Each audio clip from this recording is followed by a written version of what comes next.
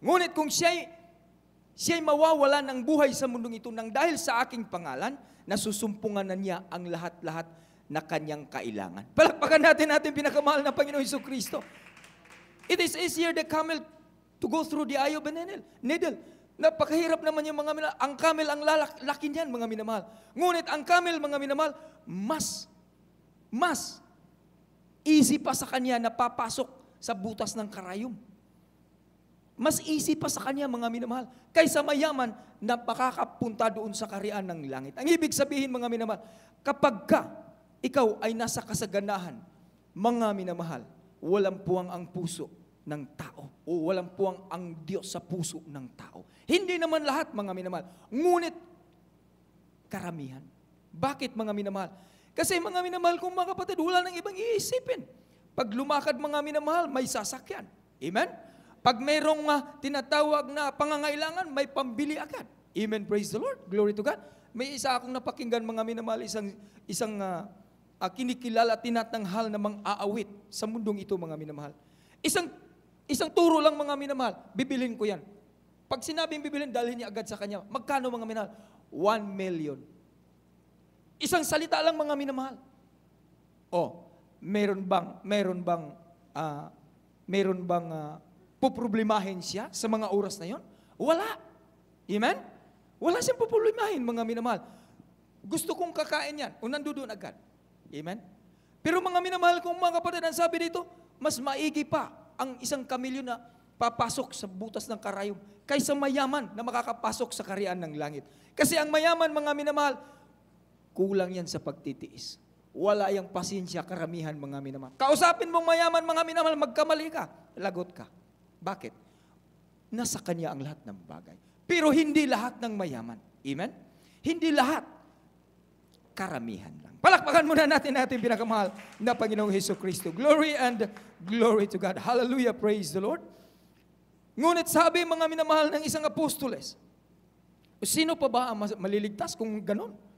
Ang sabi ng mahal na Panginoon, kung sa tao, walang imposible. Sa Diyos, posible. Palakpakan natin ang mahal na Panginoon. Ang ibig sabihin, pag nagagawa ito, mga minamahal ko, mga kapatid, sa mayaman, mga minamahal, na siya ay nasa kasaganahan at hindi niya kailangan pa kung ano ang tulong, kung sino, mga minamahal, ang kanyang lalapitan, mga minamahal ko, mga kapatid.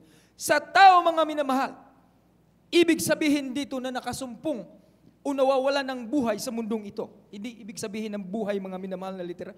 Buhay o kasaganahan o karangyaan, mga minamahal. Nang dahil sa kanyang pangalan, mga minamahal kong mga kapatid, at sumunod sa ating pinakamamahal na Panginoon Jesucristo, gaano man kaliit ang butas ng karayom, papasukin niya ito.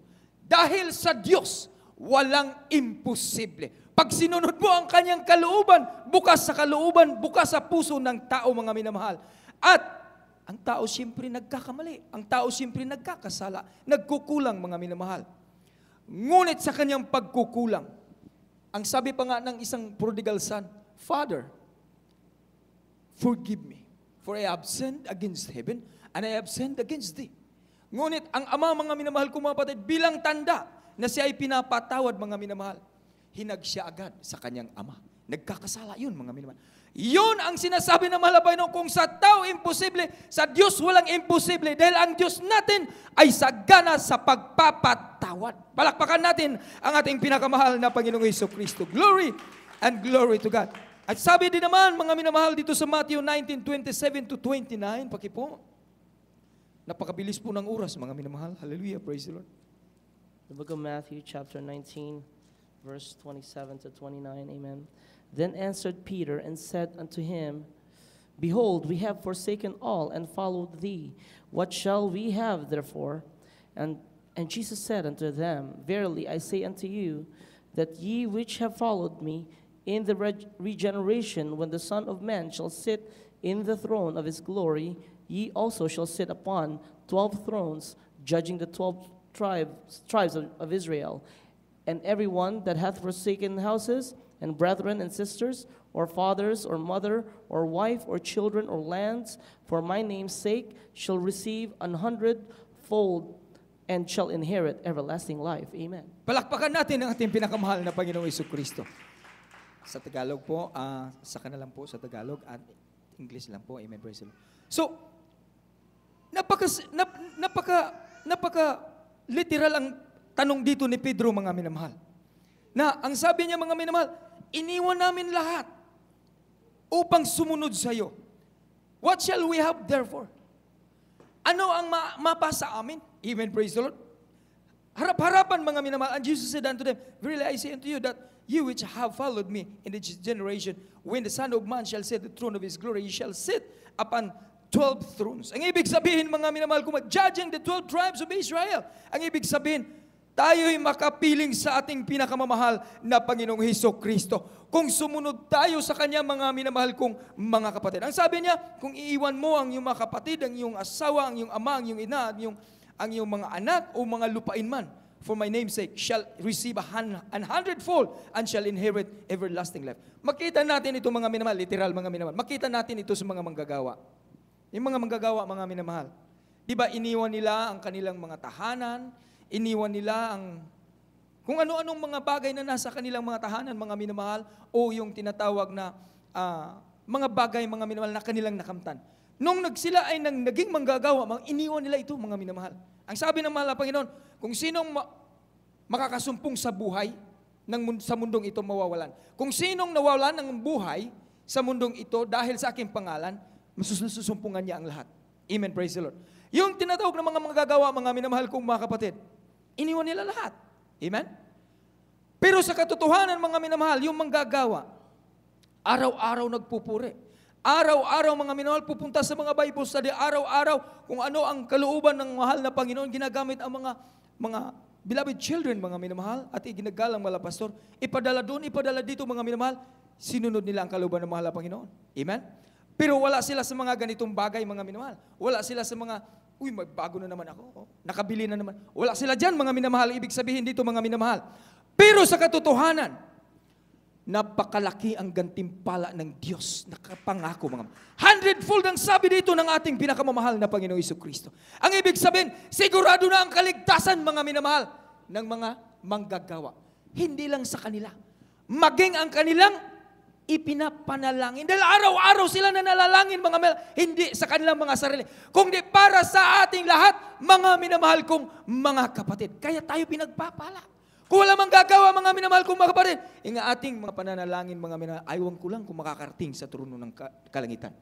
Pero dahil sa mga manggagawa na iniwan nila ang lahat, mga minamahal, iniwan ang kanilang ama, iniwan ang kanilang ina. Hindi naman ibig sabihin, mga minamahal, na iniwan talaga ang kanilang ina o ama, mga minamahal. Ang ibig sabihin, mga minamahal, ang kanilang ama mayroong nais.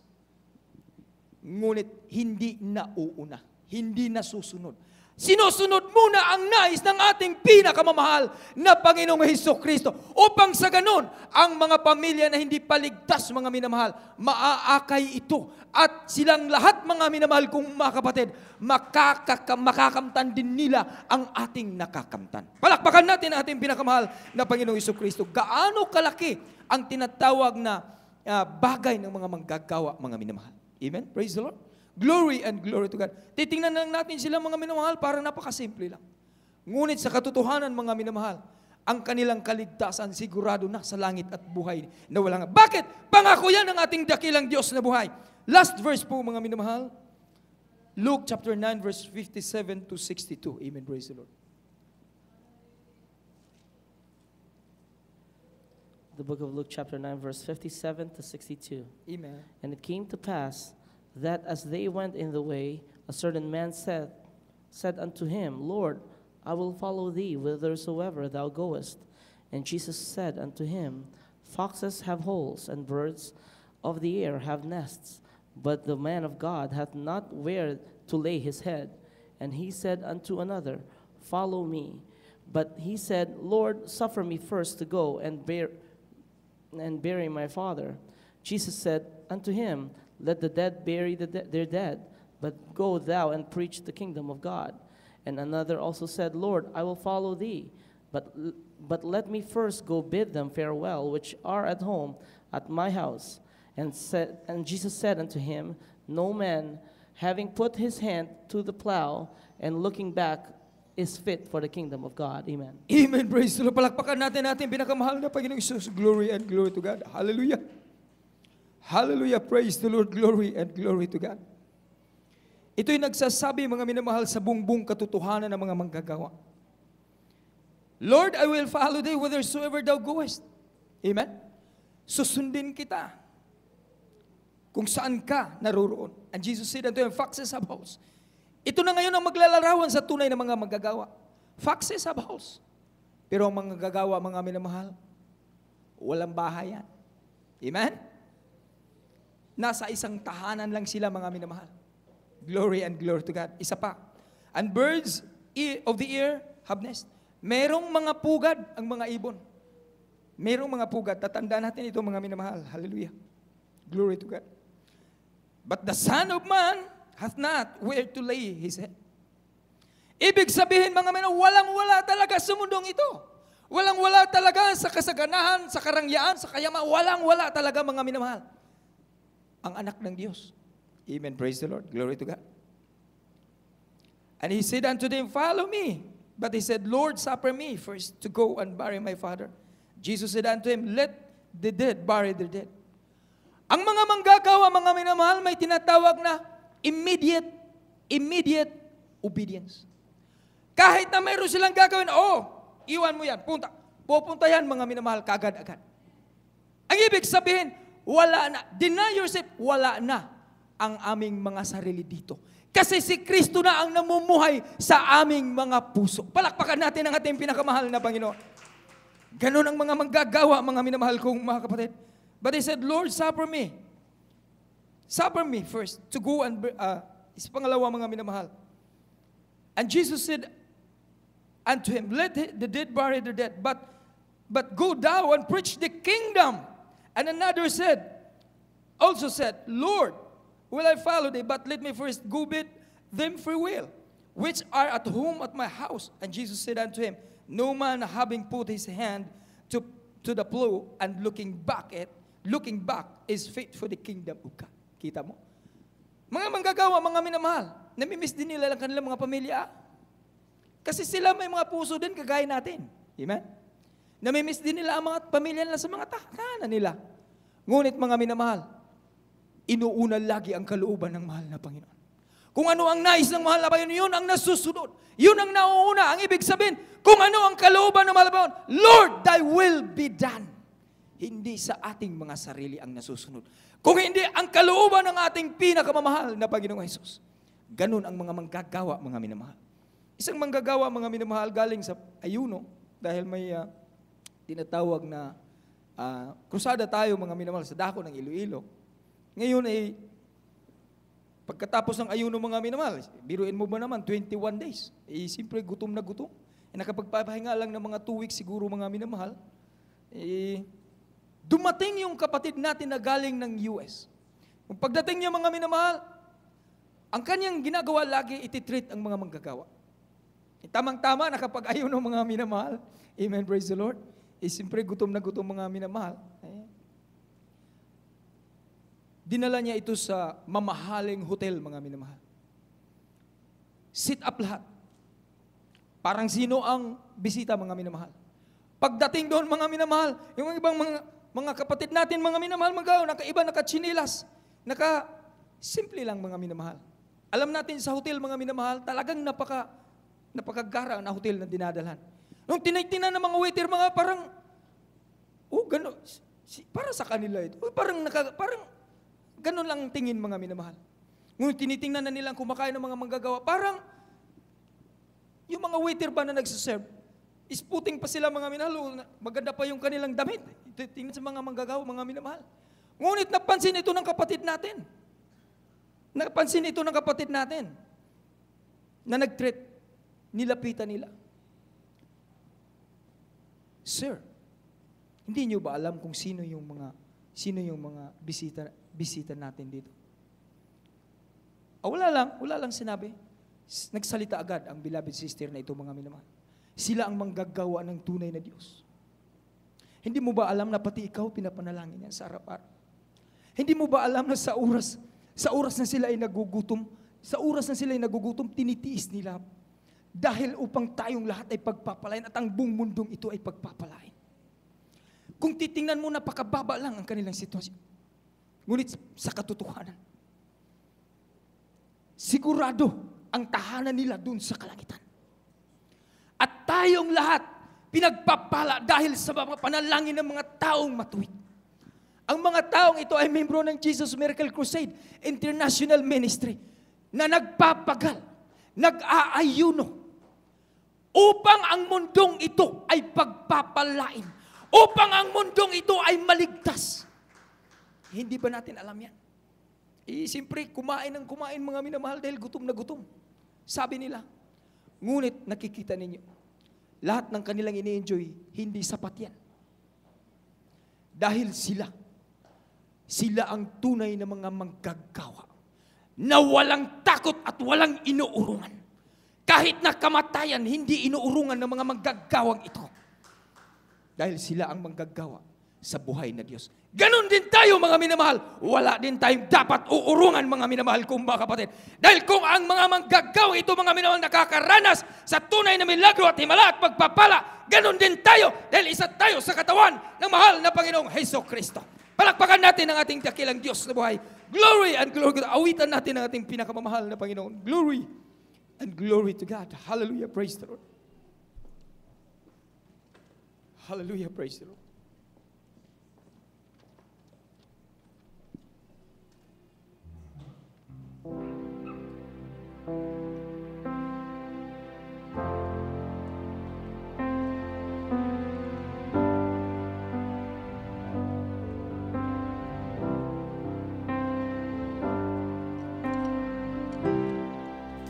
Salamat, O Diyos,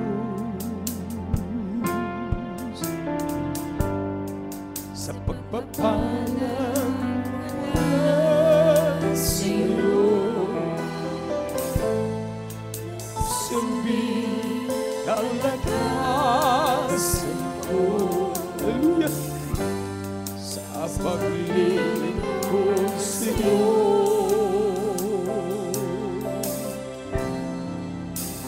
Salamat, O Diyos, sa kapanalang ibinigis mo upang makasunod ako sa bawat naisin mo.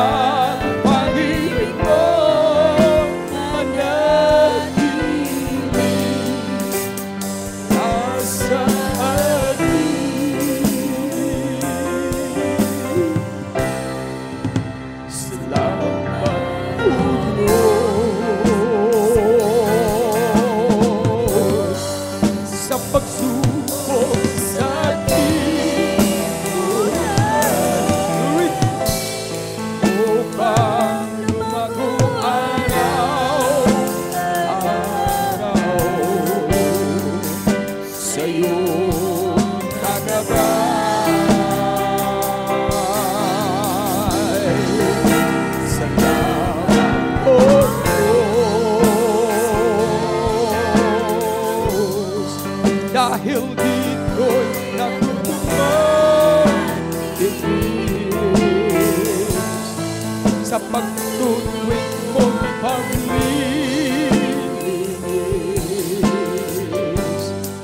Ako'y natutong umibig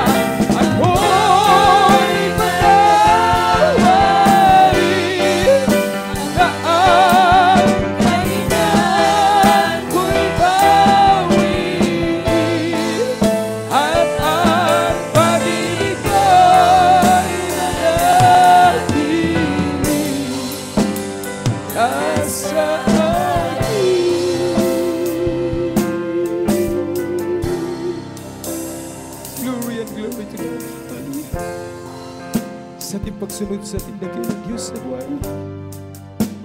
Natandaan natin mga minamahal na mayroong mga luha, mayroong mga kapighatian o kabigatan na. Ngunit sigurado sa atin ang buhay na walang hanggang mga minamahal. Dahil yan ang pangako ng mahal na Panginoon. Sa bawat isa sa atin, sigurado ang kaligtasan na kapag hindi tayo mapapagod mga minamahal. Kagaya ng mga manggagawa na lahat ng bagay ay iniwan mga minamahal. Masunod lang ang kalooban ng mahal na Panginoon. Manalangin tayo sa mahal na Panginoon.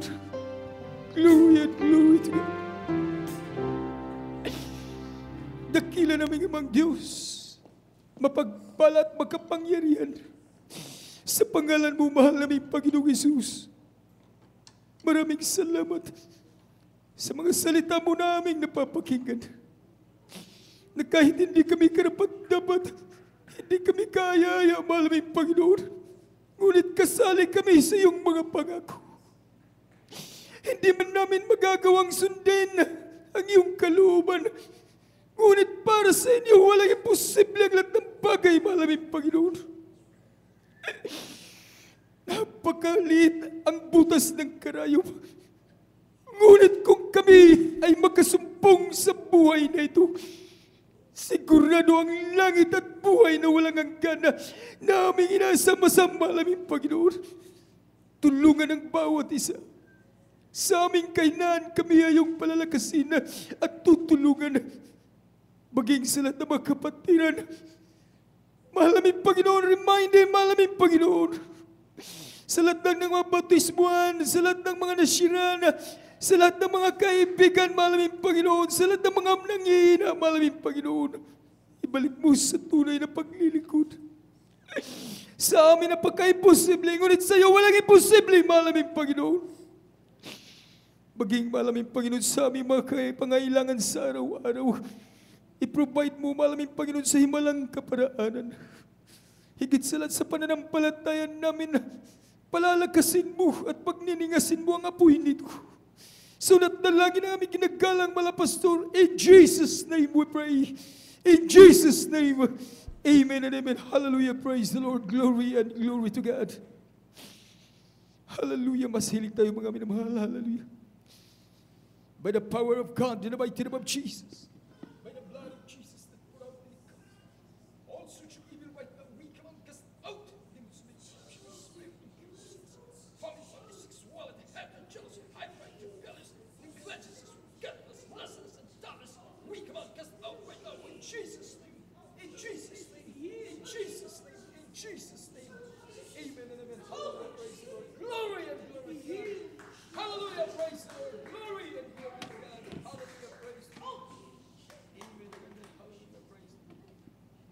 Tumayo tayo mga minamahal.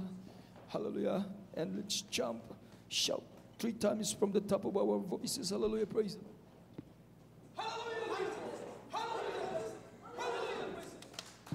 Amen. Hallelujah. Praise the Lord. Pumalakpak lahat sa ating dakilang Diyos. Glory and glory to God. Thank you, there is Jesus. We love you, there is Jesus. We need you, there is Jesus. Amen and amen. Hallelujah. Praise the Lord. Glory and glory to God. Hallelujah. Praise the Lord. At tapos natin mga minamahal, pakinig sa banal na salita natin, pinakamahal ang Panginoon. Glory to God. Hallelujah. Hallelujah. Praise the Lord. Sa ating pong mga announcement mga minamahal, ating pong pabalik-balik mga minamahal, na sinasabi na ating pong gawain ng Wednesday service mga minamahal, mag-umpisa po alas 8 ng gabi hanggang alas 10 ng gabi mga minamahal. 2 hours in service po mga minamahal, alas 8 hanggang alas 10 ng gabi. And then the overnight prayer po mga minamahal, we're gonna start at 9 o'clock to 2 o'clock in the morning. Amen, praise the Lord. 9 o'clock in the evening, 2 o'clock in the morning. Amen, praise the Lord. Maging po sa ating pong general service Sunday po mga minamahal, we're gonna start 10:30 in the morning till 3 o'clock in the afternoon. 10:30 in the morning till 3 o'clock in the afternoon. Amen, praise the Lord. Glory and glory to God. Hallelujah, praise the Lord. Sa ating pong pagsamantalang paghiwalay mga minamahal, narito po ang panalangin na pangungunahan na ng beloved brother Rolly Tan. Amen, praise the Lord.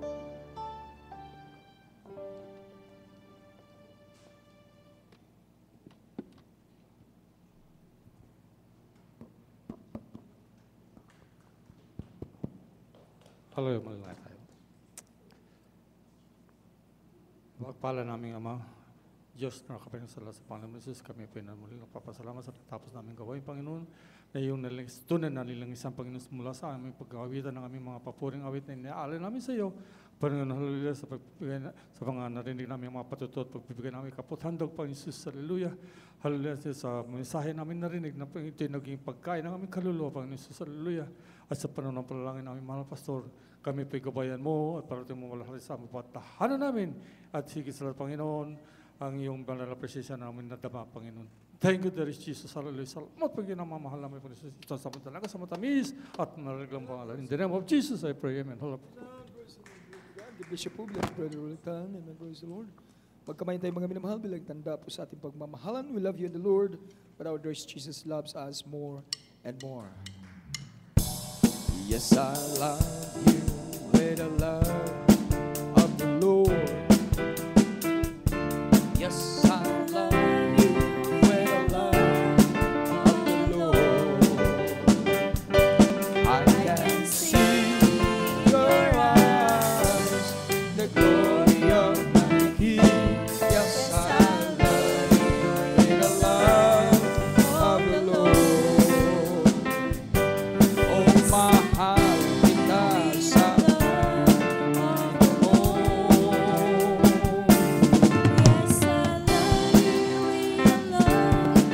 praise the Lord. Hallelujah. Hallelujah.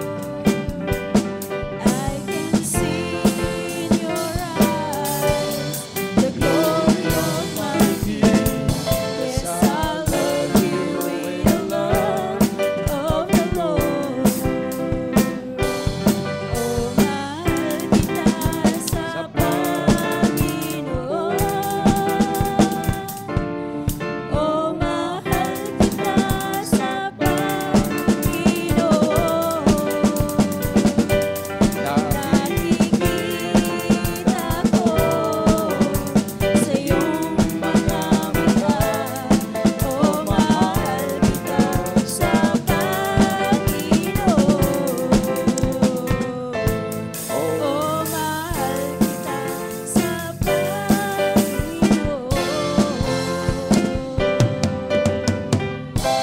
Even praise the Lord, glory to God. Hallelujah, praise the Lord.